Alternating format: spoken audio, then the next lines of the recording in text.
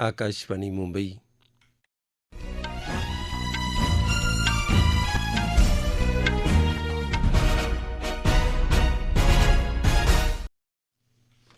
सूर्यकांत आवटे राष्ट्रीय बातम्या देत आहे.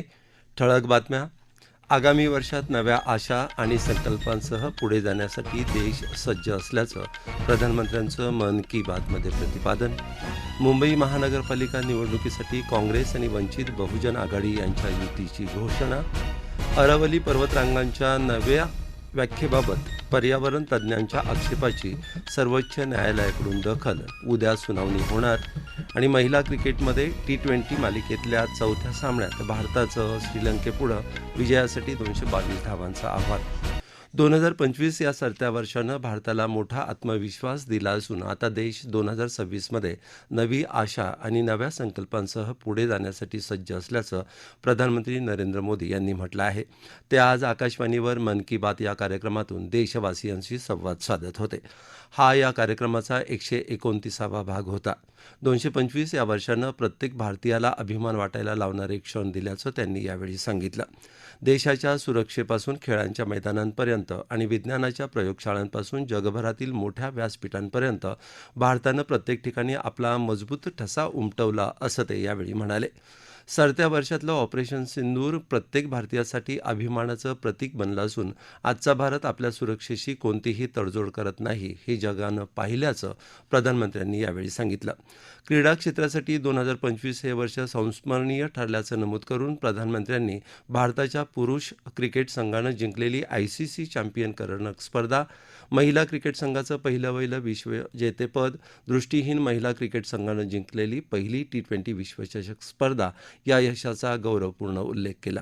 प्रयागराज महाकुंभचं आयोजन आणि अयोध्येत राम मंदिरावर ध्वजारोहण कार्यक्रमानं प्रत्येक भारतीयाचा ऊर अभिमानानं दाटून आल्याचं ते म्हणाले. देशातल्या युवा शक्तीमुळं जग भारताकडे मोठ्या आशेनं पाहत आहे असं ते म्हणाले. विज्ञान क्षेत्रातली आपली कामगिरी, नाविन्यपूर्ण संशोधन, तंत्रज्ञानाचा विस्तार यामुळे जगभरातले देश खूप प्रभावित झाले असल्याचं ते म्हणाले.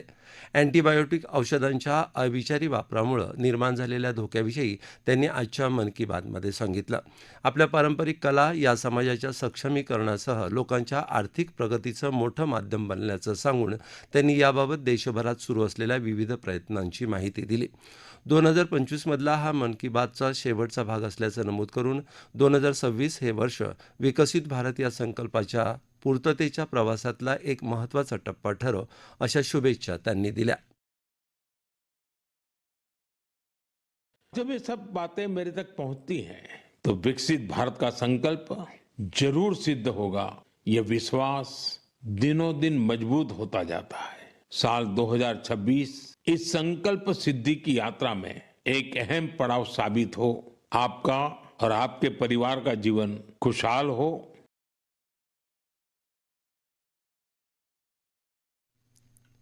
काँग्रेस आणि वंचित बहुजन आघाडीनं मुंबई महानगरपालिका निवडणुकांसाठी आघाडीची घोषणा केली आहे. काँग्रेस प्रदेशाध्यक्ष हर्षवर्धन सपकाळ आणि वंचित आघाडीचे नेते धैर्यवर्धन पुंडकर यांनी आज संयुक्त वार्ताहर परिषदेत या आघाडीची घोषणा केली.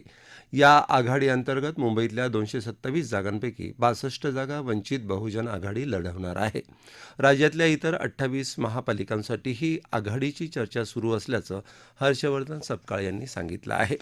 पुणे महानगरपालिका निवडणुकीसाठी राष्ट्रवादी काँग्रेस, शरदचंद्र पवार पक्षाची राष्ट्रवादी काँग्रेसची युतीची बोलणी फिसकटल्यानंतर महाविकास आघाडीच्या घटक पक्षांमध्ये आघाडीचे प्रयत्न सुरू आहेत. राष्ट्रवादी काँग्रेस शरदचंद्र पवार पक्षाचे नेते अंकुश काकडे यांनी ही माहिती दिल्याचं वृत्तसंस्थेच्या बातमीत म्हटलं आहे. या आघाडीत महाराष्ट्र नवनिर्माण सेना आणि वंचित बहुजन आघाडीलाही सामावून घेण्याची आपल्या पक्षाची तयारी असल्याचं काकडे यांनी सांगितलं. विकसित भारताचं उद्दिष्ट गाठण्यासाठी केंद्र सरकारनं यावर्षी विविध उपक्रम राबवले आहेत. नव्या भारताच्या उभारणीसाठी कोणकोणती धोरणं आखण्यात आली याविषयी आपण जाणून घेऊयात. भारताच्या विकासाच्या प्रवासात 2025 हे वर्ष अतिशय महत्त्वाचं ठरलं. रेल्वे, रस्ते, विमान वाहतूक, सागरी वाहतूक अशा सर्व क्षेत्रांमधल्या पायाभूत सुविधांमध्ये यावर्षी मोलाची भर पडली. दुर्गम भागापासून मोठ्या शहरांपर्यंत संपर्काचं जाळं तयार झालं. यात काही टप्पे हे ऐतिहासिक आहेत, मिझोराम हे ईशान्य भागातलं राज्य प्रथमच भारताच्या रेल्वे जाळ्याशी जोडलं गेलं. मिझोराममध्ये बांधला गेलेला बैराबी सैरांग हा 51 किलोमीटर लांबीचा रेल्वे मार्ग 8,000 कोटी रुपये खर्चून बांधला गेलाय. यामुळे आता ऐझॉलसह अन्य भागात पिकणारा शेतमाल आणि अन्य सामुग्रीची वाहतूक कमी खर्चात होणार आहे.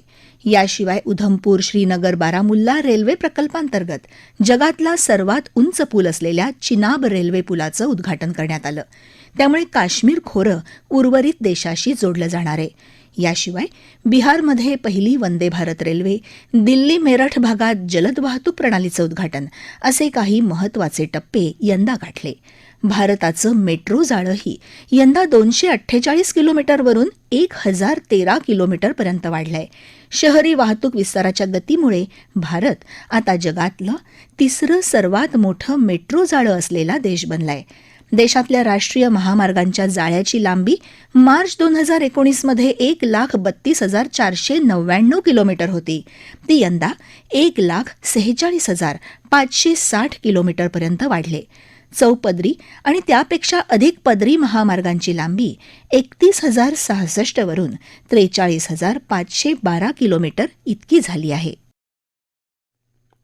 या राष्ट्रीय बातम्या आकाशवाणीच्या मुंबई केंद्रावरून देत आहोत. आकाशवाणी मुंबईच्या एअर न्यूज मुंबई या इंस्टाग्राम पेजवर तुम्हाला दिवसभर महत्त्वाच्या बातम्या वाचता येतील.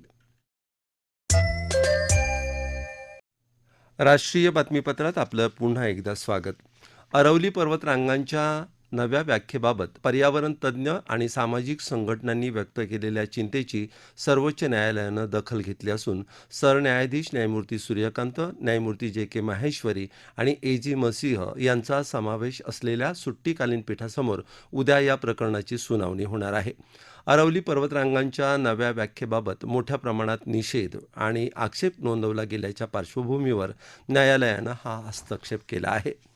महिला क्रिकेटमध्ये आज केरळमध्ये तिरुवअनंतपुरम इथं सुरू असलेल्या चौथ्या T20 सामन्यात भारतानं श्रीलंकेपुढं विजयासाठी 222 धावांचं आव्हान ठेवलं आहे.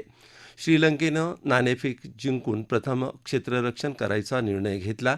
भारतानं निर्धारित 20 षटकात अवघ्या 2 गड्यांच्या मोबदल्यात 221 धावा केल्या. त्यात श्रुती मंधानाच्या तडाख्याबंद 80 आणि शेफाली वर्माच्या 79 धावांचा मोलाचा वाटा आहे. या दोघींनी पहिल्या गड्यासाठी 162 धावांची भागीदारी केली. विजयवाडा इथं झालेल्या 87व्या वरिष्ठ गट राष्ट्रीय बॅडमिंटन स्पर्धेत ऋत्विक संजीव यस यानं पुरुष एकेरीचं जेतेपद पटकावलं. त्यानं अंतिम सामन्यात भारत राघव याचा 21-16, 22-20 अशा थेट गेम्समध्ये पराभव केला. पुरुष दुहेरीत ए हरिहरन आणि रुबन कुमार या जोडीनं मिथिलेश कृष्णन आणि प्रेजन यांचा 24-22, 21-17 असा पराभव करून विजेतेपद पटकावलं. महिला दुहेरीच्या अंतिम सामन्यात माजी विजेत्या शिखा गौतम आणि अश्विनी भट के या जोडीनं प्रियादेवी कोंजेनम आणि श्रुती मिश्रा या जोडीचा पराभव करून पुन्हा एकदा जेतेपद आपल्या नावे केलं आहे. मिश्र दुहेरीत सात्विक रेड्डी के आणि राधिका शर्मा यांनी विजेतेपद पटकावलं. या जोडीनं अंतिम सामन्यात अशित सूर्या आणि अमृता पी या जोडीचा 21-9, 21-15 असा पराभव केला. राष्ट्रपती द्रौपदी मुर्मू यांनी आज कर्नाटकातल्या कारवारमधल्या कदंब नौदल तळाला भेट दिली. कर्नाटकचे राज्यपाल थावरचंद गेहलोत यांनी त्यांचं स्वागत केलं. नौदल तळाला भेट दिल्यानंतर राष्ट्रपतींनी स्वदेशी बनावटीच्या कलवरी श्रेणीतली INS वाघशीर या पाणबुडीतून प्रवास केला. नौदल प्रमुख ॲडमिरल दिनेश त्रिपाठी त्यांच्यासोबत होते. पाणबुडीतून प्रवास करणाऱ्या त्या माजी राष्ट्रपती APJ अब्दुल कलाम यांच्यानंतरच्या दुसऱ्या राष्ट्रपती आहेत. ठळक बातम्या पुन्हा एकदा. आगामी वर्षात नव्या आशा आणि संकल्पांसह पुढे जाण्यासाठी देश सज्ज असल्याचं प्रधानमंत्र्यांचं मन की बातमध्ये प्रतिपादन. मुंबई महानगरपालिका निवडणुकीसाठी काँग्रेस आणि वंचित बहुजन आघाडी यांच्यात युतीची घोषणा. अरवली पर्वतरांगांच्या नव्या व्याख्येबाबत पर्यावरण तज्ज्ञांच्या आक्षेपाची सर्वोच्च न्यायालयाकडून दखल, उद्या सुनावणी होणार. आणि महिला क्रिकेटमध्ये T20 मालिकेतल्या चौथ्या सामन्यात भारताचं श्रीलंकेपुढे विजयासाठी 222 धावांचं आव्हान. याबरोबरच आकाशवाणी मुंबई केंद्रावरचं हे राष्ट्रीय बातमीपत्र संपलं. नमस्कार.